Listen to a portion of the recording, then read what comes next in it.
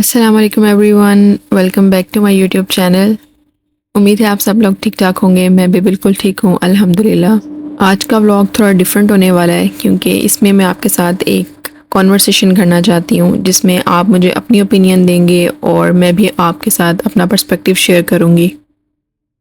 I think कि बहुत सारी चीज़ें ऐसी होती हैं जिन्हें हम इग्नोर कर देते हैं just for the sake of it, और आई थिंक कि वो नहीं करनी चाहिए। इंशाल्लाह मैं नेक्स्ट भी जहाँ मुझे लगेगा कि हमें कुछ चीज़ों के बारे में वोकल होना चाहिए, अपना एक्सपीरियंस ज़रूर शेयर करूँगी। और आप भी मुझे कमेंट्स में अपनी राय से ज़रूर आगाह कीजिएगा कि आप इस बारे में क्या सोचते हैं। But before we are going to start, I want to give a little disclaimer. The purpose of this video and topic is to create awareness and a one-on-one discussion because I think this topic has been ignored for so long. So before going to the conclusion, a little story time. As we all know कि बच्चों के school open हो गए हैं, kids are back to school, और school open होते ही सबसे पहले बच्चों की नई क्लासेस की तैयारियों में आपका कोर्स और करिकुलम आता है। सो मोस्टली अब जितने भी पब्लिक स्कूल्स हैं, स्पेशली जो आईबी फॉलो करते हैं, और उन स्कूल्स का सिस्टम कुछ इस तरह से होता है कि वो एक साल के स्टार्ट में आपसे जो जितना भी उनको बच्चों की जो भी एसेसरी, जो भी करिकुलम और स्टेशनरी उन्हें चाहिए होती है, वो साल के स्टार्ट में आपसे डिमांड कर लेते हैं और एक दफ़ा वो सबमिट हो जाती है एंड दैट्स इट। उसके बाद आपने पूरा साल कुछ भी नहीं देना होता in terms of books, stationeries. Most of the time ये होता है कि बहुत सी बुक शॉप्स और स्टेशनरी शॉप्स जो हैं वो स्कूल के साथ एफिलिएट होती हैं और आपको एक ही बुक स्टोर से तमाम करिकुलम अवेलेबल होता है to make the process smooth and easy for parents as well. क्योंकि वो बुक स्टोर स्कूल की तरफ से ही रिकमेंडेड होता है तो पेरेंट्स भी काफ़ी हद तक ईज आउट हो जाता है। इस पॉइंट पर उस बुक स्टोर की जितनी भी कस्टमर सर्विस और रिलायबिलिटी है उसकी जिम्मेदारी स्कूल पर जाती है। So the cost for one child's curriculum is not on the average side, but it is quite expensive. So in our case हुआ कुछ यूँ कि बहुत सारी चीज़ें ऐसी होती हैं जो कि पेरेंट्स चेक एंड बैलेंस में नहीं लाते क्योंकि वो बुक स्टोर पर ही रिलाई कर रहे होते हैं। फॉर एग्ज़ाम्पल, अगर स्कूल ने एक लिस्ट प्रोवाइड की है जिसमें उन्होंने जेनेरिक से कुछ प्रोडक्ट्स के नाम दिए हैं, फॉर एग्जांपल नोटबुक्स या कलर्स, जिसमें कोई स्पेसिफिकेशन नहीं है कि कौन से कलर्स या कौन सी नोटबुक्स, तो ये कम्प्लीटली बुक स्टोर की मर्जी है कि वो आपको कौन सी बुक्स देते हैं या कौन से कलर्स देते हैं। अब क्योंकि हम भी स्कूल पर रिलाई कर रहे थे और हमें था कि सब चीज़ें स्मूथली हो जाएंगी, तो हमने काफ़ी सारी चीज़ें निगलेक्ट कर दी। लेकिन मेरे माइंड में यही था कि मैं घर जाकर इन चीज़ों को एक दफ़ा क्रॉस चेक ज़रूर कर लूँगी। सो व्हेन आई चेक, तो मुझे कुछ ऐसी चीज़ें नज़र आई जो कि ओवर प्राइस थी और मुझे लगा कि उनका एक ऑल्टरनेटिव हो सकता था, लेकिन स्टोर ने हाई एंड प्रोडक्ट्स को उसमें ऐड किया हुआ है। प्लस बच्चे जब नेक्स्ट क्लास में प्रमोट हो जाते हैं तो उनके जो प्रीवियस सेशन से लेफ़्ट ओवर स्टेशनरी या बुक स्टफ होता है वो स्कूल आपको रिटर्न कर देता है।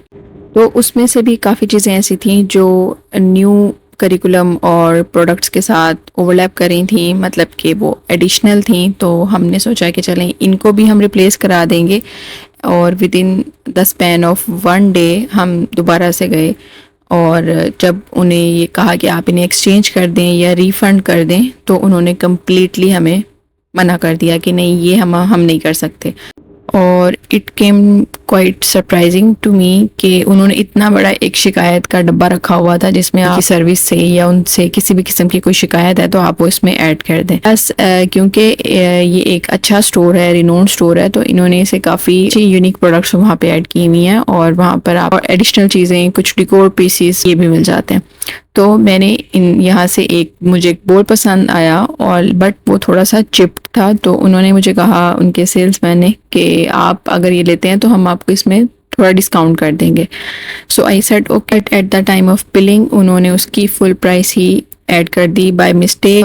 सो वी थॉट कि जब हम चीज़ें एक्सचेंज करवाने जाएंगे तो हम इसको भी रीचेक करवाएंगे, क्योंकि ऑब्वियसली आपने एक्स्ट्रा पे किया, आपका राइट है कि आप उस चीज़ के बारे में जाके उन्हें क्वेश्चन कर सकें because you have paid for it. But when my husband went to the shop और उन्होंने उनसे कहा कि चीज़ों के हमें एक्सचेंज चाहिए और कुछ आपने ओवर बिलिंग की हुई है, तो उन्होंने कम्प्लीटली मना कर दिया कि वो इसको कैटर करेंगे या कोई रिफ़ंड करेंगे या एक्सचेंज करेंगे। रिफ़ंड तो बहुत दूर की बात है, उन्होंने उन चीज़ों को एक्सेप्ट करने से ही कम्प्लीटली मना कर दिया।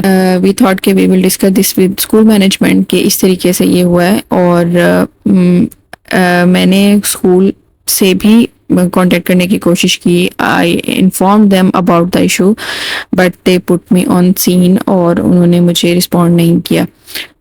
विच I think I will talk to them later when I will go to some meeting और स्टफ। लेकिन कहने का मकसद यहाँ पे सिर्फ ये है कि वो अमाउंट भी कम नहीं थी जिनकी प्रोडक्ट्स हमें एक्सचेंज करवानी थी। ये कहीं का भी रूल नहीं है और मोस्टली इवन कि आप अगर ब्रांड से भी शॉप करते हैं, क्लॉथिंग से या कहीं पर भी, वहाँ पर भी आपके पास 15 डेज का टाइम लाइन होता है कि आप उसमें चीज़ों को चेंज दें और उसी प्राइस रेंज में आप कोई भी प्रोडक्ट वहाँ से पिक कर सकते हैं। आपको कैश रिटर्न नहीं मिलेगा। जो एक अमाउंट आपने सबमिट करवा दिया है वो आपको रिटर्न नहीं मिलेगी। बट इन्होंने तो अपनी ही प्रोडक्ट्स लेने से इनकार कर दिया, जो कि मुझे एक बहुत बड़ा एक स्कैम लगा है कि आप ठीक है अपनी मर्जी से ही चीज़ें ऐड कर रहे हैं और उसके बाद आप उनको लेने से भी मना कर रहे हैं, जबकि with in the span of 1 day आपके पास जो है कस्टमर अगेन जाता है। मतलब आप अपनी कस्टमर सर्विस खुद से खराब कर रहे हैं। तो बस this was the experience. Let's see, maybe I am wrong somewhere और अगर मुझे इसमें कोई अपडेट मिलेगी तो I will inform you. But अगर आप लोगों के साथ कुछ ऐसा सिमिलर एक्सपीरियंस हुआ है तो मुझे ज़रूर मेरे साथ शेयर करें so that it will help me.